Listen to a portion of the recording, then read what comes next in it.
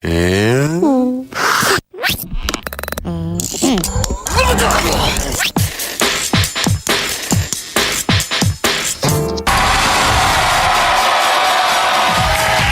tout le monde, bonsoir à vous qui êtes devant votre téléviseur. Je ne sais pas si vous avez remarqué, mais c'est plutôt beau, les vacances approchent. Et que peut-on imaginer de plus agréable avant de boucler ses valoches ou de ramener les clés de 2 autos? Ou alors encore de s'envoler les poches remplies de 100 000 €. Eh bien, c'est ce que vont tenter de faire les candidats de ce soir. Et c'est parti. Christophe. Un joyeux luron. Oui, Christophe. Attention, c'est parti. Virginie. David et Jonathan. Est-ce que tu viens pour les vacances? Moi je n'ai pas changé d'adresse. Virginie. Faire trempette. Je vais dire un B comme Bilout. Je suis picard d'origine. C'est quoi, et Bilout? un Chobilout là-haut. C'est le Chocopain, voilà. Un chocopat. Ben voilà. Ah bah oui, t'es mon chocobilou. Ben voilà. Allez, viens toi, Allez. allez, je te ramène. Un Chopicombière et voilà. Ah oui. Oh merde. Oh pardon. Oh, excusez-moi. C'est pas très grave. Je dirais un C comme Cruchot. J'ai les mains moites. Oui, moi j'ai les pieds poètes. Un T Un T. sur le tutu. Tatati, tatata, kratapétépic, tecti, papa. Un P de Prout. La queue en tire-bouchon. Oui, madame. Il est où le cucu? Elle est où la tétette? Voilà. Il est où le cucu, il est où la tétette, ce qui était très drôle. R de Roupette. Tout peut encore changer, vous le savez, on verra ça après la pub. À tout de suite.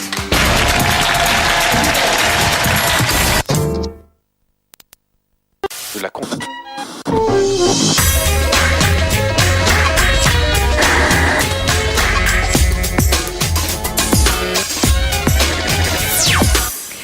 Salut à tous, c'est le week-end des plus clairs vous fait respirer l'air de la campagne. Sur notre plateau, 2 acteurs qui ont suivi l'élection présidentielle au jour le jour. Michel Field de LCI et John-Paul Lepers qui en a fait un doc pour Canal. Ils nous diront ce qui a changé pour les journalistes lors de cet événement très médiatique. Ingrid Chauvin dans la saga de l'été de M6, Sonia Rolland dans un téléfilm sur France 2. Pourquoi les chaînes laissent-elles partir leurs héroïnes à la concurrence? Réponse avec les principales intéressées. Également dans Plus clair, le détail des mesures que le président Nicolas Sarkozy devrait prendre pour les médias. Nous prendrons également le pouls des nouvelles séries médicales à la française et la température de l'Eurovision. Faut-il être subversif pour avoir une chance de prendre 10 points? Mais d'abord, le top 5 d'Éric Dussart et son palmarès d'informations médias absolument essentiel. Top, c'est parti. Numéro 5, la Reine de France ne passera pas l'été, ni même le printemps. Pendant des mois, France 2 s'est tâté, s'est dit On repousse la limite. mais cette fois-ci, date est prise, dernier numéro, le 6 juin. Dommage, c'était quand même la seule émission de débat à donner la parole à tout le monde, même aux Furby. La fin d'une émission, mais pas de l'aventure Stéphane Bern sur France 2. On va revenir. Et pas plus tard que cet été, en plus d'une série de 20h50, il devrait animer une émission d'avant-soirée. Et pour ce qui est de la rentrée, il travaille sur un divertissement culturel avec des chroniqueurs. Et bien justement, s'il est encore à la recherche de jeunes prodiges de la culture, voici un profil très intéressant, 7 candidates d'Attention à la marche. La question est sur 100 femmes, combien aiment s'entendre dire « J'adore comment tu fais l'amour » Mais c'est elles qui le disent. Non, non, sur 100 femmes, combien aiment s'entendre dire? C'est l'homme qui dit à la femme. Bah, je m'entends, je parle, je m'entends. Elle pourrait lui faire une très bonne chronique musicale, sa spécialité. Quel fruit trouve-t-on sur la tête de Dick Rivers? Un ananas, un ananas. Numéro 4, Vis ma vie en bien mauvaise posture. Regardez plutôt ce qu'il attend. Les ténèbres télévisuelles. D'après Télé 7 jours, après 6 ans d'existence, l'émission pourrait passer à la trappe en fin de saison. Oh, je suis scotché de voir ça. Raison invoquée, l'audience est un concept usé et pourtant pour donner un coup de jeune à l'émission, il aurait suffi de prendre une nouvelle animatrice, DJ Geneviève. Allez, ça va bientôt tourner si vous voulez avoir votre cœur qui bat très très fort. Geneviève de Fontenay qui lors de son Vie ma vie mardi nous a rappelé avec émotion combien elle aime ses miss. J'adore les gaufres. Numéro 3, de confirmation, Lost sera bien diffusé en seconde partie de soirée cet été sur TF1 et leur libération arrive. On va peut-être pouvoir enfin reprendre une vie normale. La moins bonne nouvelle, c'est que leur calvaire ne prendra fin que dans 3 ans. Oh non, merde. La production vient de décider que Lost irait jusqu'en 2010. Et bah déjà qu'il ne s'y passait rien, s'ils doivent délayer, on peut s'attendre à des scènes d'action encore plus palpitantes, de genre. Si je passe le fil devant, je mets le fil autour de mon pouce. Autre série, autre acteur bien perdu, ceux de Sous le soleil. D'après Télé 2 Semaines, TF1 songerait à supprimer cette série culte. C'est pas une si mauvaise idée que ça, dis donc. Disons qu'on devrait pouvoir s'en remettre. C'est l'immense pour toi, rien n'est grave. Numéro 2, Julien Courbet pourrait bientôt agrandir sa famille. D'après Télé 2 Semaines, après le grand frère, il pourrait produire la grande sœur. Coach censé, elle, résoudre des problèmes de couple. Ça marchera jamais, cette histoire.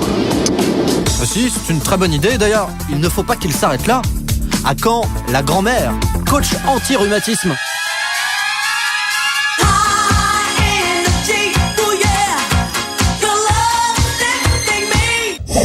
Numéro 1, encore un nouveau jeu en préparation pour M6. D'après le Parisien, Uber Prod concocterait un nouveau programme nommé Mister Chance. On ne connaît pas encore le concept, mais si c'est de dénicher un vrai Mister Chance, qu'il laisse tomber. Nous, on l'a déjà trouvé.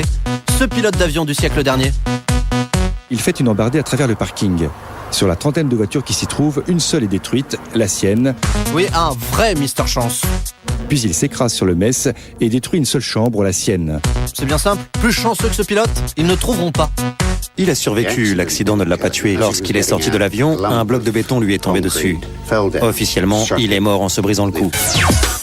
Mercredi prochain, Nicolas Sarkozy sera officiellement président de la République. Plus clair revient sur les propositions en direction des médias énoncées dans le programme du candidat, notamment pour ce qui concerne la télévision.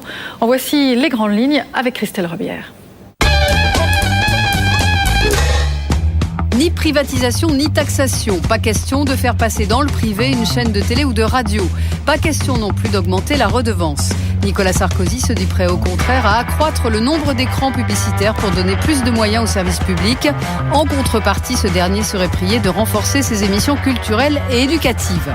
À propos d'éducation, Nicolas Sarkozy s'inquiète de la santé de nos enfants. Il souhaiterait limiter les pubs pour les yaourts, gâteaux et autres barres chocolatées aux heures de programme jeunesse afin de lutter contre l'obésité. Vive la voix de la France à l'étranger, Nicolas Sarkozy soutient la chaîne d'information France 24. Mais il aimerait que le bébé de Jacques Chirac travaille à l'avenir en complémentarité avec TV5, Euronews et RFI qui sont sur le même créneau. L'ami de Vincent Bolloré, propriétaire de Direct 8 et de journaux gratuits, de Martin Bouygues, patron de TF1, et d'Arnaud Lagardère, patron d'Hachette, s'est souvent vu poser la question de l'indépendance des médias. D'autant que ces entreprises vivent aussi des commandes de l'État. Nicolas Sarkozy estime que l'attribution des marchés publics est extrêmement surveillée aujourd'hui et que la loi anti-concentration dans les médias est suffisante. République rime avec numérique. D'ici 5 ans, toutes les écoles seront connectées au haut débit, 100% des universités au Wi-Fi et le nombre de foyers équipés aura doublé. Le mulot cher à Jacques Chirac n'a qu'à bien se tenir. Demain, à 20h50 sur Canal, le jour de gloire, un doc de John-Paul Lepers sur les coulisses de la campagne présidentielle. Des coulisses que Michel Field a vécues en direct pour LCI. Jamais campagne n'avait été aussi médiatique. Mais au fond, qu'est-ce qui a changé pour les journalistes ces derniers mois? Messieurs, bonjour. Bonjour. Bienvenue sur le plateau de Plus Clair. Alors, vous avez vécu l'un et l'autre la campagne de manière assez différente. Vous, davantage sur le terrain, et vous en plateau, Michel Field. En tant que journaliste, qu'est-ce qui, comparé à 2002, a changé en 2007 ? Ils veulent tout contrôler. De plus en plus, ils ont compris que la télévision, la presse, c'était un moyen bien sûr d'être connu, c'est un moyen de passer des messages, et ils passent, si vous voulez, des deals avec certains journalistes où ils vont empêcher d'autres journalistes de travailler. Ils vont dire si vous faites ça, vous n'aurez pas ceci, et c'est donc de plus en plus, en tout cas pour mon attitude de journaliste, c'est de plus en plus difficile et c'est un peu la guerre. Oui, verrouillage par les communicants. À droite comme à gauche. À droite comme alors là, il y a pas de différence. Ça a été compliqué. Ça a été compliqué de travailler avec tout le monde. En même temps, ça a été une campagne absolument passionnante parce qu'il y a eu une série de rebondissements. Alors, il y a eu d'abord le phénomène Ségolène Royal. Après, il y a eu la montée du phénomène Bayrou. Après, il y a eu les signes qui montraient que Le Pen allait sans doute s'effondrer. Donc, tout ça a fait dans une sorte de suspense quotidien un feuilleton, je crois, extrêmement excitant pour les gens. Un feuilleton que vous avez tourné, vous, donc, au quotidien, puisque vous avez réalisé ce documentaire. Jour de gloire, ce sera diffusé demain. Il faut aller le plus vite possible. Il faut être le premier à diffuser. Dans ces cas-là, il y a aussi une compète entre les documentaristes. Oh, ça dépend. On a souvent sur Canal, j'ai diffusé des films le lendemain de l'événement. Là, j'ai préféré prendre un peu plus de temps. C'est quand même 90 minutes. C'est un documentaire qui n'est pas un bout à bout de séquence, mais plus un travail d'auteur que j'ai fait avec Jean-Sébastien Desbordes. on est 2 auteurs de ce film, on avait tous dans nos têtes, citoyens, qu'est-ce qui va se passer? Est-ce que Le Pen va être au second tour ou pas? Et donc c'est cette angoisse qu'on va essayer de raconter, de vous montrer en essayant d'être le plus équitable possible. On regarde un extrait tout de suite d'Un jour de gloire, diffusé demain sur Canal. Et on va essayer de faire quelque chose dont les gens se souviendront, à la fois moderne et simple, mais moderne, très moderne. Donc, je vais passer à une nouvelle étape de ma vie politique, qui est une étape où je dois rassembler. Ça vous a pas gêné d'être belle, vous? Non, c'est pas gênant. Ça vous a aidé? Est-ce que ça m'a aidé? Je ne sais pas, il faudrait demander aux électeurs. Bon, vous êtes séductrice. Il y a des gens qui sont très laids, qui sont très séducteurs. Oui, mais enfin, vous êtes très séductrice. Non, je ne suis pas dans le rapport de séduction. John-Paul Lepers, Vous non plus. vous posez des questions, on a le sentiment que vous posez des questions que d'autres journalistes en plateau n'osent pas poser. Est-ce que vous poseriez ce type de questions à Ségolène Royal? Sur la séduction, par exemple? En effet, c'est pas le même non, je crois qu'on n'a pas le même régime déjà quand on est sur le terrain et quand on est en plateau. Deuxièmement, quand on est dans un cadre qui est plus institutionnel et en effet autrement codé que quand on est dans la rage. Bon, j'aurais tendance à dire que les deux sont assez complémentaires aussi. Moi, ce qui m'a frappé, c'est quand même avec Ségolène Royal, on a eu quand même l'arrivée d'une personnalité extrêmement, je veux pas être méchant, mais extrêmement grossière en fait. Pourquoi? Parce qu'elle décommandait les rendez-vous. Moi, j'ai trouvé que le comportement, le mépris est quand même unanimement partagé, mais on l'a ressenti, c'est-à-dire la manière dont on était instrumentalisé et dont les rendez-vous étaient pris, des faits. Le cynisme a été vraiment unanimement et également réparti, je trouve. C'est vrai que Ségolène Royal a décommandé, par exemple, un journal de TF1, France 3. Le soir même, le jour où elle est élue à Mel, elle doit aller sur le plateau de TF1, elle l'annule dans quelques heures avant. Elle a animé El Kabach le matin, enfin, elle l'a fait souvent, quoi. Elle montre aussi que c'est elle qui décide, c'est une manière de montrer qu'elle est autoritaire. Hein. On lui a dit, vous n'êtes pas capable, etc. On peut être autoritaire et bien élevé, à un moment donné. En même temps, il y a une différence sur le terrain, et bon, moi, c'est ça que je côtoie, c'est 2 styles quand même différents. Nicolas Sarkozy, il a envie de vous toucher, il a envie de vous tutoyer. Moi, justement, je refuse le tutoiement parce que je veux pas le faire off ni in, quoi. Voilà.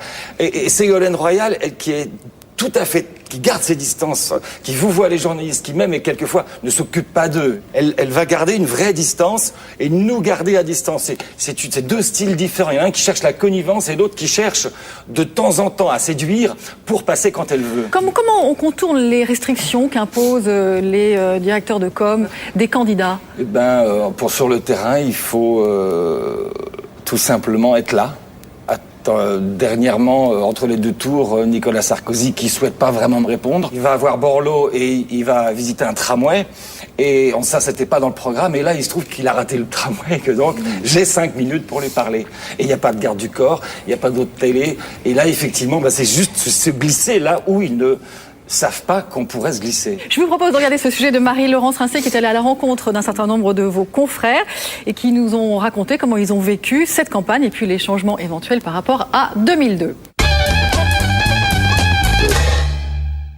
Jamais la campagne électorale n'aura autant passionné les Français, jamais non plus la concurrence entre les médias n'aura été aussi féroce, inversant quasiment le rapport de force avec les candidats. Aujourd'hui, les politiques ont devant eux une sorte de clavier. Ils ont les radios, ils ont toutes les chaînes généralistes, plus les chaînes de la TNT, et en fonction, au fond, de leur envie, de l'opportunité, de ce qu'ils ont envie de dire, du format, ils vont choisir. Avec probablement 2 fois plus de caméras et de photographes qu'en 2002, sur le terrain aussi, il a fallu jouer des coudes. On avait un nombre considérable de confrères. Médias traditionnels, anciens, connus et nouvelles rédactions, dans lesquelles on trouvera des chaînes d'infos continues, dans lesquelles on trouvera des blogueurs. Ils étaient là avec leur téléphone, leur mini-caméra, et ils s'imposaient. L'UMP et le PS ont trouvé la parade en filmant eux-mêmes les meetings et en mettant ces images à disposition des rédactions. C'est la première fois que je vois des images de meetings données par un parti politique. Superbement filmé, j'ai jamais vu ça. C'était Hollywood, quoi, Hollywood. C'était vraiment avec des mouvements de grue extraordinaires, des trucs. C'est-à-dire qu'ils ont la maîtrise de l'image qu'ils veulent donner de leur meeting et de leur congrès. Et d'ailleurs, c'est tellement vrai qu'à tel et tel endroit, vous ne pourrez pas accéder. Nous avons notre caméra, ne vous inquiétez pas. Ça pose problème. Ça pose problème parce que ça veut dire que tout le monde voit la même chose. Internet s'est également pour la première fois retrouvé au cœur de la présidentielle, avec une fréquentation accrue des sites des candidats comme ceux des médias. En gros, tous les sites médias ont bénéficié de l'effet présidentiel. TF1 a littéralement explosé en termes d'audience, avec plus de 120% de visiteurs supplémentaires entre, si vous voulez, cet été et la fin de la campagne. Rien n'a été laissé au hasard. Les candidats ont même accepté de répondre à des revues aussi improbables que l'officiel du taxi, Architecture, Bois et Dépendance ou encore Rottweiler News. On disait même non, oui, Nicolas va vous répondre, Ségolène va vous répondre. C'était assez familier, c'est des gens qu'on pouvait joindre à n'importe quel moment de la journée, qui laissaient leur portable. Je sais que la fille avec qui j'étais en contact pour Sarkozy, je l'ai eu rappelé un samedi soir à 11h30, vraiment ouvert, disponible et professionnel, quoi. S'adresser aux propriétaires de chiens, jouer les rédacteurs en chef du Grand Journal, les candidats auront donc tout fait, et Vincent même, dans certaines émissions, les journalistes eux-mêmes. Le rêve, c'est le rapport direct d'eux avec le peuple, ce qu'ils appellent le peuple, les gens, les vrais gens. Cette nouvelle loi contre le tabac sera-t-elle la première d'une série de lois visant à limiter la liberté de chacun ? Alors le journaliste est un sacré emmerdeur, hein. Ce type qui vient faire l'intermédiaire entre le citoyen et le machin, etc. C'est une catastrophe pour eux. Donc le journaliste a été le personnage exclu d'une certaine façon de cette campagne. Il faut qu'il retrouve vite la vie politique citoyenne. Alors on va revenir sur l'ensemble des points qui ont été abordés. Déjà la surmultiplication des journalistes, c'est-à-dire que là où il y avait 10 journalistes avant, il y en a eu 60, 100. Serge Moati a raison, il y a de plus en plus de gens qui veulent l'image et qui veulent des images, et d'un autre côté il y a un blocage comme on n'en avait jamais connu, c'est-à-dire avec les partis qui sont fournisseurs eux-mêmes d'images. Et ça, alors là je trouve qu'il y a une vraie question déontologique. Nous on est tributaires de ces images qui sont quand même de l'ordre du mensonge de parti. Il n'y en a aucune qui a été diffusée sur LCI par exemple, de ces images proposées, aucune n'a été diffusée sur LCI? Ah ben si, c'est-à-dire que alors on n'a pas eu le choix quand c'était les partis. Si on a le choix, moi dans mon on a le choix de pas diffuser. J'ai choisi de pas prendre du tout ces images-là. Moi j'ai choisi que les images qui sont moins bonnes, qui sont moins belles, qui sont moins léchées, qui sont moins à la gloire en fait. Bon, mais ils ont fait relativement marche arrière. Après, ça a été des images de poules et tout, et on est revenu. Je crois que là, ils ont senti qu'il y avait quand même une tension et qu'on était à une limite déontologique qu'on n'allait pas pouvoir accepter longtemps. Il y a une dernière chose qui se passe, c'est que dans la coulisse, on avait de temps en temps le droit de suivre le candidat. Aujourd'hui, ça a été totalement bloqué. Donc, qu'est-ce qui nous reste? C'est de mettre le pied dans la porte et de poser des questions. C'est ça qui nous reste. Moati le dit, il faut le faire. Moi, j'ai été très sensible au changement de génération. C'était vraiment la première élection des enfants de la télé. Là, on a eu le débat de deux personnalités qui connaissent absolument les codes des médias, et on avait affaire à deux stratégies de communication dans ce débat aussi inauthentiques, si je peux dire, l'une que l'autre, à la fois dans le rentre-dedans de Ségolène Royal, à la fois dans le calme apparemment olympien de Nicolas Sarkozy. Tout ça a été composé, et c'était assez marrant pour nous, professionnels de l'image, de voir à quel point nos codes étaient désormais totalement intériorisés par les candidats. Vous pensez que les journalistes devraient adopter quelle attitude moi, je pense que les journalistes ne doivent pas abandonner leur métier. Et c'est vrai que c'est très flatteur de se retrouver à animer ce débat, en tant que journaliste important des deux chaînes de télévision. Et comme on voit qu'ils n'ont pas décidé de rentrer, de poser les questions, pourquoi ils le font pas? Pourquoi? Parce qu'on leur a dit qu'il fallait pas. Mais l'immolation des journalistes, elle a été du début de la campagne, parce que dans les émissions pseudo-débats, forums, etc. Mais il faut pas. Si on lâche ça, Michel, si on lâche ça, qu'est-ce qu'on fait? Alors on pourra de nouveau être désigné comme celui qui fera le débat. D'accord. Parce que tu as obéi. Et si tu n'obéis pas, ce sera plus toi et donc tu n'auras plus les invités. Parce qu'on a vu l'avènement d'un nouveau phénomène, c'est ce désir de contact direct entre le candidat et le citoyen qui est aussi un électeur.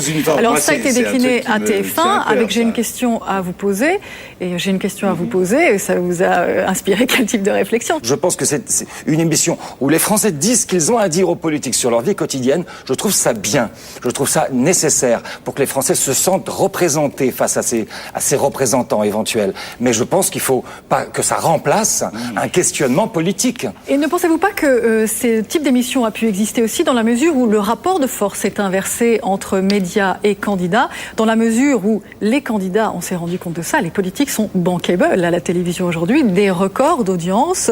D'ailleurs, les journaux, la presse écrite aussi a beaucoup profité de la campagne.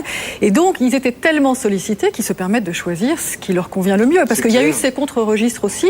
Je pense par exemple à RMC Info qui a proposé qu'il soit rédacteur en chef ou encore une fois le Grand Journal sur Canal.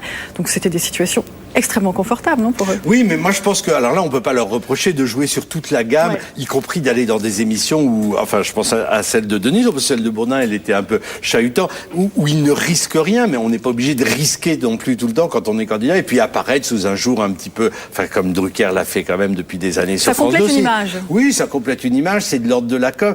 On peut pas leur reprocher à eux de faire de la com, et ni à certains secteurs de notre profession de leur laisser, parce que voilà, c'est plus une émission de divertissement que d'infos. Bon, là où je rejoins mon voisin, c'est qu'effectivement, même les émissions forum sur lesquelles j'étais très critique, quand bien même on peut les accepter sous la forme un peu navrante, je trouve qu'elles ont eu, ça ne veut pas dire qu'il faut que le travail journalistique de questionnement, de droit de suite, et Dieu sait qu'on le fait pas assez, mais le peu qu'on le fait déjà, apparaît désormais presque insupportable pour les politiques. Je pense qu'il va falloir remettre un peu d'ordre dans tout ça et que le vrai questionnement d'hommes politiques soit de nouveau acceptable sur des grandes chaînes. Un mot maintenant sur ce qui a fait l'actualité cette semaine, c'est l'image du bateau à Malte où séjournait Nicolas Sarkozy. Est-ce que ça c'est du journalisme people ou du journalisme trash? Qu'est-ce que ça veut dire? Et je dis encore une fois, voilà, nous avons en France des habitudes incestueuses entre les grands patrons et le pouvoir politique, et ça continue. Il va y avoir, je crois, une modernisation entre guillemets de l'image présidentielle, décomplexée, avec ce qu'on peut reconnaître à Nicolas Sarkozy, c'est une façon assez crâne d'assumer ce qu'il est. Et voilà. Et bon, ça, je pense, les Français, notamment sur le rapport à l'argent des puissants, ne sont pas habitués à ça, et ça risque d'être une des révolutions sarkozystes qui nous attend. Merci, messieurs, de votre visite sur le plateau de Plus Clair, et tout de suite le bloc-notes d'Éric Dussart. Quel suspense dimanche dernier. Impossible de savoir avant 20h qui allait être élu président de la République. Michel Scott qui est chargé de suivre celui ou celle qui va l'emporter tout à l'heure. Nous le saurons à 20h précise. Michel, où vous trouvez-vous?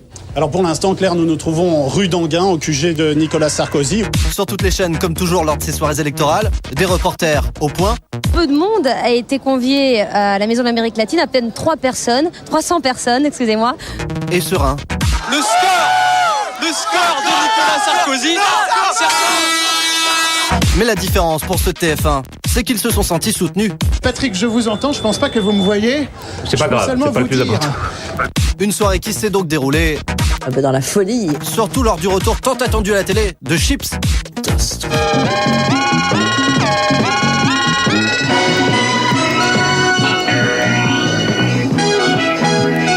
Une course au scoop remportée par TF1, 9 millions de téléspectateurs, 4 400 000 ayant choisi France 2 et une Élise Lucet manifestement en pleine forme. Manifestement, il se passe beaucoup de choses. Place de la Concorde ou manifestement place de la Madeleine, manifestement du podium, manifestement. 18 manifestements sur France 2 et un oubli manifeste. Faire une boule à neige en logo, c'est bien, mais avec la neige, ça aurait été mieux. Une soirée électorale où tout le monde était donc sur la brèche pendant que Ruth Elkrief sur BFM TV était, elle, sur son badge. Pendant 36 secondes, on aura assisté à sa lutte acharnée pour l'enlever, mais elle a fait ça discrètement, hein. Très discrètement. On n'a rien vu. BFM TV où rien ne nous aura échappé non plus de la fête de la Concorde, pas même les profondes interrogations des reporters présents sur place. Est-ce que tu m'entends, Edouard? Je peux aller fumer une clope ou faut que je reste là? Trop de son sur BFM TV et pendant ce temps sur France 3, pas assez. 56 secondes comme ça, Louis avait vraiment raison. C'est une soirée présidentielle placée sous le signe de la haute technologie. Aussi grâce à une première européenne, un système de webcam mobile qui a dû faire des jaloux. On devait voir les images de Ségolène Royal, on les verra peut-être un peu plus tard. Première tentative infructueuse, mais la seconde fut la bonne. Merci beaucoup Christophe. Des soucis techniques en pagaille, Louis a bien valsé à l'antenne, mais bon, cela dit, il ne fut pas le seul. Aujourd'hui, plusieurs quartiers. Et puis, ils auraient pu lui faire bien pire bug technique. Une carte de France tricolore qui va s'animer et vous allez donc découvrir le 6e président de la 5e République. Louis Laforge qui de toute façon a pu se consoler le lendemain devant le Soir 3. Le récit de ce lendemain d'élection avec Patrice Machuré. Oui, il lui a assuré le sujet. Bien, nous n'avons pas de son sur ce sujet. Pékin Express nous avait déjà montré combien nos concitoyens se comportent bien avec les populations étrangères. Ils me saoulent tous les hindous. Eh bien, on y a découvert mardi que même entre eux, les Français ont un comportement irréprochable. La preuve, ce couple de touristes prêts à tout pour aider les candidats. Nous, on a besoin du taxi toute la journée. Des candidats qui se sont mis aux langues étrangères. Étrangères, à l'élégance. Parce que toi, les Indiens te comprennent dès que tu chies un mot. En même temps, elle, déjà avant son départ, elle avait de sacrées capacités lexicales. Tous les deux, on est en train de chercher une solution parce qu'on est dans la panacée. Pékin Express a un grave problème de montage mardi soir, un décalage entre le son et les images. Voilà ce que vous avez vu. Un désert que vous allez affronter avec un âne et soit une chèvre, 2 chèvres ou 3 chèvres. Et voilà ce que vous auriez normalement dû voir. Un désert que vous allez affronter avec un âne et soit une chèvre, 2 chèvres ou 3 chèvres. Les ânes, décidément, il y en a eu beaucoup à la télé cette semaine. Viens mon âne. C'était donc samedi dernier sur France 2, sur un air de fête, sur un air d'Indochine aussi. Allez, viens avec moi ma belle. Viens Bénureau, viens ici. Tu viens mon chéri? Viens avec moi mon poulet. Viens, 2 secondes quand même. Patrick Sébastien nous a fait 41 fois son Nicolas Sirkis samedi. En fait, il n'y a bien qu'au Forban qu'il est dit. Allez, barrez-vous. Bientôt la fin de saison, et ce n'est pas Pascal Sevran qui va s'en plaindre, vu la forme olympique qu'il affichait dimanche dernier. Et Patricia Lavilla va rafler des souvenirs.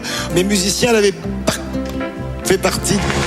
France 2, s'il vous plaît, accordez-lui votre Miséricorde.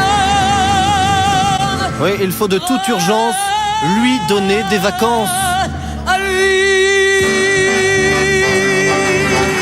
Parce que là, ça va plus, hein. À 8 reprises, le disque était même franchement rayé. Cette voix. Tout change, ma bonne dame, tout change. Bonne journée à vous et naturellement, nous serons là. Et c'est trop dur. La platine de Chanter la vie est donc défectueuse et il y a urgence à la changer parce que si ça continue, ça va complètement bugger et ils vont envoyer n'importe quelle bande playback.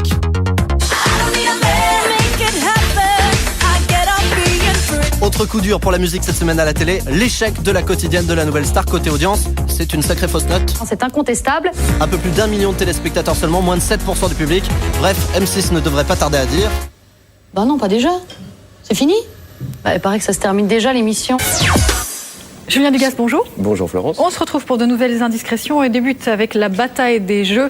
M6 marque 1 point face à TF1. Oui, on vous a déjà parlé ici de l'arrivée imminente d'un jeu américain, Are You Smarter Than a Fifth Grader. Le concept est archi simple. Un adulte est confronté à 5 élèves de CM2 sur des questions, un QCM. Il doit gagner de plus fort que les élèves de CM2. Le programme a démarré fin janvier sur Fox Network. Il a réalisé d'excellents scores. C'est le meilleur démarrage sur la chaîne depuis Family Guy en 99. TF1 et M6 se tiraient la bourre pour avoir ce jeu et finalement c'est M6 qui l'emporte. On verra donc ce jeu adapté sur M6 prochainement. I'm going to say September. September. That's not right. Your only hope right now is that Laura saves you. If she has the right answer, you're still in the game. France 4 aime le rap. Planète Rap, c'est une émission de rap sur France 4 animée par Fred Mussa qui jusqu'à maintenant était mensuelle. Et bien désormais, l'émission hip-hop de France 4 sera hebdomadaire. Certainement la preuve d'un succès chez les jeunes. Tous les samedis à 18h15, Planète Rap squattera donc France 4. Prochain rendez-vous de cette émission produite par Sarah Lelouch le 12 mai avec Rof. M6 se passionne pour les requins. Oui, encore une nouvelle série américaine qui débarque en France sur M6. Ça s'appelle Shark. Un avocat véreux rentre au bureau du procureur pour former donc des jeunes. Là où ça devient intéressant, c'est qu'il est tellement pourri qu'il choque tous les jeunes qui voulaient apprendre. Et là où ça devient franchement très intéressant, c'est que cet avocat véreux est incarné par James Wood. On l'a vu notamment dans Casino de Martin Scorsese. Il était une fois en Amérique. Ça serait presque dégradant de le représenter. Tout de suite, un extrait de James Wood, du grand James Wood dans Shark. This is where Anna Rodriguez became a widow, where two little girls lost their father. A murder trial is not about facts and evidence, which is good for us since we're screwed on both. It's about asking a jury to demand justice for this family. Pour l'instant, Shark est diffusé tous les jeudis sur CBS face à Urgence et à chaque fois, James Woods met sa claque au Country Hospital. Autrement dit, il est plus fort qu'Urgence. 5 millions de téléspectateurs de plus en moyenne. En gros, on dirait bien qu'M6 a fait une très très bonne acquisition. Merci Julien Dugast, on se retrouve la semaine prochaine. Dans un instant, Ingrid Chauvin et Sonia Roland sont dans Plus Clair, juste après la pub et le zapping. À tout de suite.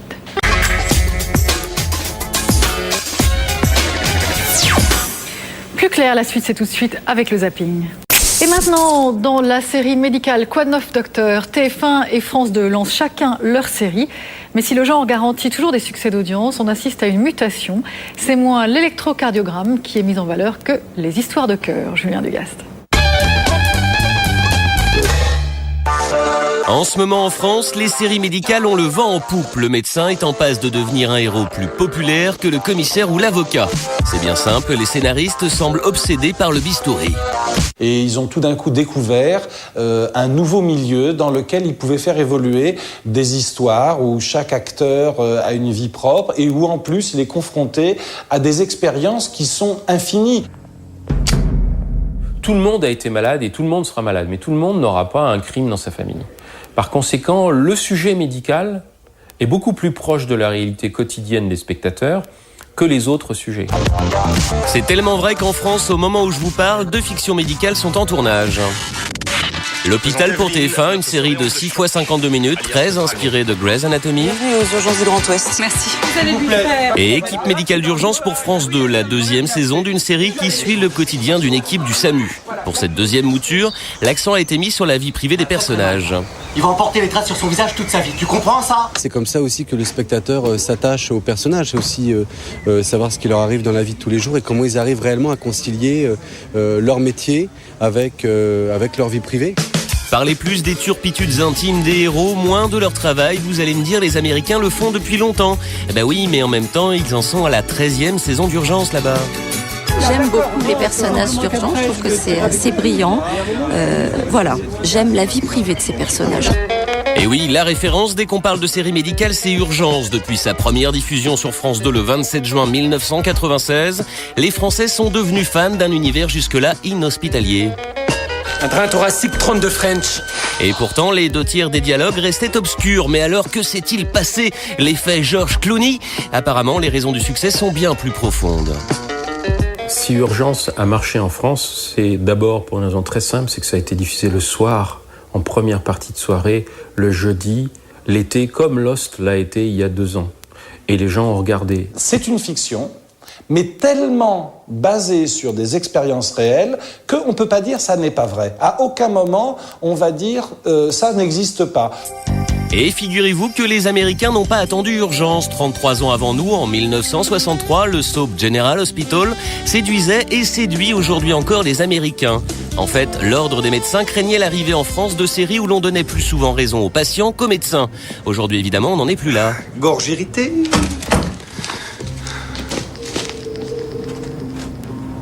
C'est pas une angine. Diffusé depuis 2004 sur la Fox, Dr House est devenu une référence en 3 ans. Dernièrement, elle a carrément dépassé Desperate Housewives et Grey's Anatomy avec plus de 27 millions de téléspectateurs. C'est très poussé comme réflexion sur les personnages de médecins. C'est pas juste on va raconter des histoires de cas un peu tirés par les cheveux. C'est aussi nous nous interrogeons sur qu'est-ce que c'est que la relation entre un médecin et les patients. Le truc aujourd'hui, c'est donc de passer par le scalpel pour décrire avec force, exemple et détail notre société. Je me suis endormie quand on s'envoyait en l'air. Et alors quoi? Crétin. Et ça cartonne, Grey's Anatomy sera pour la première fois diffusé en première partie de soirée sur TF1 dès le 22 mai. Et si je vous dis que ce monsieur, J.J. Abrams, créateur de Lost, planche actuellement sur une série médicale racontant la lutte de malades contre le cancer, la fiction n'est donc pas prête de quitter l'hôpital.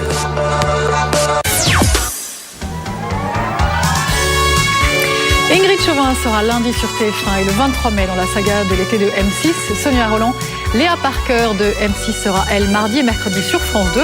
Pourquoi ces changements de chaîne en série ont-elles une totale liberté pour zapper? Ingrid Chauvin, Sonia Rolland, bonjour, bienvenue sur le plateau de Plus Clair. Alors moi qui regarde la télévision de façon très classique, je ne sais plus vraiment à quelle chaîne me vouer, parce que Ingrid Chauvin, vous faites La Taupe sur TF1 et dans 10 jours, vous serez dans Suspect sur M6 pour la saga de l'été. Qu'est-ce qui vous arrive? Vous êtes déchaînée? C'est vrai que le gros succès est arrivé avec TF1. Maintenant, j'ai eu cette jolie proposition que je ne pouvais pas refuser. Voilà, j'ai juste pris mon téléphone et j'ai prévenu, c'est vrai. Mais alors pour bien comprendre, ça signifie que vous n'êtes pas en contrat d'exclusivité avec TF1? Du tout. Non, du tout. Et vous non plus? Non. Avec M6, non. Mais on avait l'habitude de voir les héros récurrents, par exemple, de TF1, rester longtemps sur cette chaîne. Et aujourd'hui, est-ce que vous cassez un peu les codes? Après, il y a le désir de l'acteur, et puis après, il y a la communication qu'il y a avec les boss, comme dirait l'autre, entre guillemets. Et alors vous, Léa Parker, ça s'est arrêté sur M6? Oui, ça s'est arrêté. Je pense que c'était un désir de production, de chaîne, et puis de moi-même, parce qu'on avait quand même fait 50 épisodes sur 2 ans, et c'était un rythme affolant, quoi. Pour moi, c'était quand même difficile sur la fin. Et puis, il y avait aussi ce désir de changer de registre, changer aussi de caractère. Enfin, j'avais besoin d'autres choses. Il y a de beaux projets, là. Avec M6, toujours d'autres projets? Oui, on a d'autres projets pour 2008. Donc, voilà. Mais vraiment des choses complètement différentes. On va passer sur d'autres choses encore. Alors, quoi? On a très envie de savoir. Je sais pas. Dans quel registre? Non, ouais, c'est... Donnez-nous une petite idée. Pas de puce à l'oreille, rien du tout. Sans savoir très précisément. Non, on verra. Je vous le dirai en temps et en heure, parce que sinon ça peut... Et donc vous, Ingrid Chauvin, vous jouissez d'une liberté totale dans vos rapports avec TF1, parce que vous allez effectivement revenir sur TF1, mais vous avez dit également dans la presse que si Suspect, cette saga de M6, avait été en concurrence frontale avec Mystère, qui est la saga de l'été de TF1, vous n'auriez pas accepté la proposition de M6. Donc vous êtes prudente néanmoins. Je voulais pas non plus me mettre en concurrence directe avec les gens qui m'ont fait réussir et qui m'ont donné cette chance-là. Donc c'est pour ça que j'insiste bien sur le fait de ne pas parler de saga d'M6. D'ailleurs, la diffusion est vraiment en amont. Elle va démarrer en mai, oui. Voilà, tout à fait. Et c'est vraiment une mini-série, quelque chose de complètement différent. On n'est pas du tout on n'a pas les mêmes ingrédients. Il n'y a pas de grandes fresques et de grandes histoires d'amour déchirées, familiales. C'est complètement atypique et très différent. On va regarder tout de suite un extrait. Nous, on est arrivés à Bordeaux il y a 1 an. Je supporte plus Paris. Et puis j'avais envie d'une maison. C'est vrai, c'est beaucoup mieux pour élever les enfants.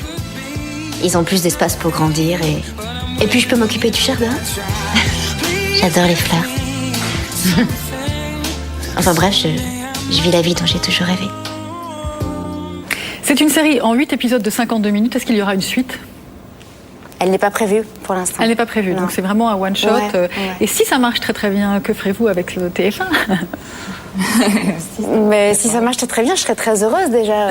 Mais voilà, je commence un tournage avec TF1, avec la chaîne pour cet été, un autre projet pour l'automne. Donc voilà, et puis si ça marche, j'espère que ça va marcher quand même. Sonia Rolland, vous, c'est 2 fois 100 minutes, mardi et mercredi prochain avec les Zig, Le secret des disparus. La mode, apparemment, est vraiment au secret ? Oui, au mystère, au secret. Mais c'est vrai que là, c'est vraiment un projet ovni. Je crois qu'on a rarement vu ce genre de projet à la télévision. Le clonage humain, Est-ce que ça peut exister aujourd'hui? C'est la grande question. Et si ça existait, comment réagiraient les instances politiques ou les humains, tout compte fait? Alors je présume que si ça marche, vous aurez envie que ça se poursuive. Et il y a une série de 6 épisodes qui pourraient voir le jour. Est-ce que c'est exact? Vous confirmez? En tout cas, il y a une suite probable. Maintenant, tout dépend de l'audimat et de la ménagère de 50 ans. On va regarder là. Elle est sortie. Je me suis réveillée dans le noir. J'ai regardé par la fenêtre. Et j'ai marché un peu dans la forêt, mais je me suis perdue. C'est là que tu as eu ban. Il y avait tout plein de lumière partout. Je me suis cachée. Mais pourquoi les fonctionnels ont battu Ban? Tu en as parlé à quelqu'un? Personne ne m'aurait cru. Vous aviez un projet en cours avec France 2 qui portait sur Joséphine Baker. Vous auriez aimé incarner ce personnage. Où en êtes-vous de ce projet? J'attends. J'ai les scénars. J'attends toujours que la production se manifeste. Je pense que c'est un problème de financement encore pour l'instant. Et puis... donc on attend. Très bien, merci à vous deux d'être venus sur le plateau de Plus Clair. On vous retrouve lundi sur TF1 pour La Taupe et à partir du 23 mai sur M6 dans Suspect. Quant à vous, Sonia Rolland, c'est sur France 2 mardi et mercredi soir dans Les Zig, le secret des disparus. Vous allez regarder peut-être ce soir le concours de l'Eurovision.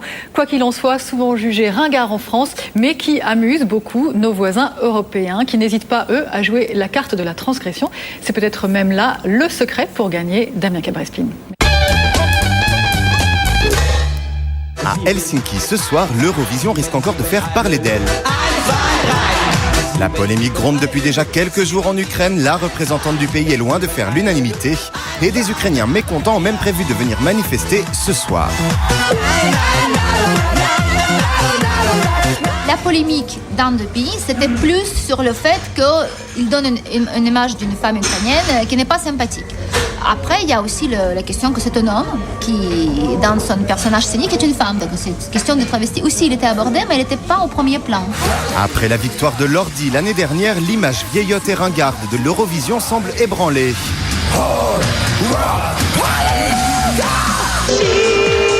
En 1998, Israël avait déjà secoué le temple de la variétoche kitsch en présentant Dana International. Une transsexuelle qui gagne, on n'avait jamais vu ça.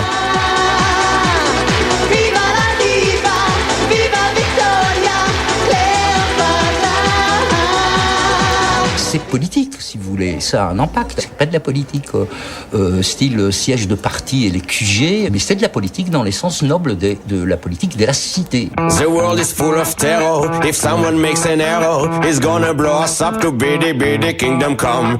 Israël a de nouveau tenté la provocation cette année en présentant une chanson sur la menace nucléaire iranienne. Mais Push the Button n'a pas passé les présélections. C'est la chanson aussi qui compte. On vient à une chanson pour la musique, on y reste pour le texte. Et quand on est étranger, quand on ne comprend pas le texte, on vient pour la musique. Et si elle est costaud, on y reste. Autrement, on va voir ailleurs. L'autre polémique cette année vient de Suisse. DJ Bobo, auteur entre autres du tubissime Chihuahua, a provoqué la colère de l'Union démocratique fédérale, un parti chrétien qui voit dans cette chanson une incitation au suicide pour les jeunes.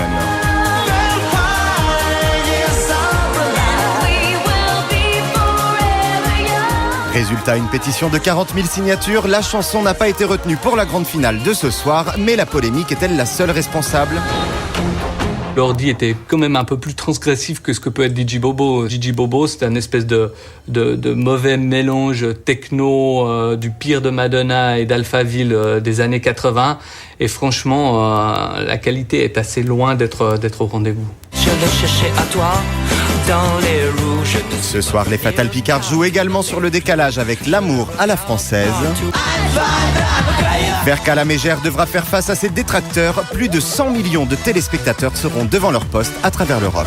C'est bien quand il y a les divergences qui se manifestent et qu'on peut parler de ça calmement, quoi. C'est normal, on est différents. Donc c'est juste normal, c'est la démocratie qui s'installe, je pense. C'est bon. Et maintenant, tout ce qu'il ne fallait surtout pas manquer cette semaine sur le net avec Marc Derian. Internet et les séries télé plus complémentaires que jamais. Lost avait déjà révélé quelques-uns de ses secrets via le web. Avec la nouvelle série Heroes, la fiction se prolonge sur le net. Plusieurs personnages de la série possèdent leur propre site web, blog ou page MySpace sur lequel on adore perdre son temps à traquer le moindre indice. Une dizaine de sites sont déjà répertoriés. Encore plus fort, la chaîne NBC a mis en ligne des BD qui offrent des nouvelles perspectives sur Heroes, Nuit Blanche, à prévoir. Le journalisme citoyen s'étend sur Internet. Le petit dernier est né dimanche, c'est Rue 89, fondé par des anciens de Libération. Rue 89 est un site créé par des journalistes professionnels ouvert à la participation de non-journalistes et de la communauté des internautes. Experts, passionnés, témoins de l'actualité pourront s'exprimer sur Rue 89 et participer au décryptage et au décodage de l'information. Internet, terre d'asile pour une presse écrite en mal de vente. Dernière victime, Life Magazine, le Paris Match américain. Tout juste retiré des kiosques, il trouve désormais refuge sur le web. Les Fatal Picards séviront ce soir sur le plateau de l'Eurovision avec L'amour à la française. Sur Internet, ils ont lancé la parodie à la Picarde avec des sketchs inspirés de la série 24 heures. Ici, c'est les terroristes. On a un virus mortel, le XRN32, et ça va tuer des gens. Le XRN32 ? Ouais. Ah, je suis désolé, mais ça n'existe pas, ça, comme virus. Ouais, c'est pas terrible. Espérons qu'ils seront plus inspirés ce soir. Voilà, c'est la fin de Plus Clair. La télé, la radio, les journaux et les nouveaux médias. On en reparle samedi prochain à 12h40 en clair. Dans un instant, l'hebdo cinéma avec Daphné Roulier. Salut et très bon week-end.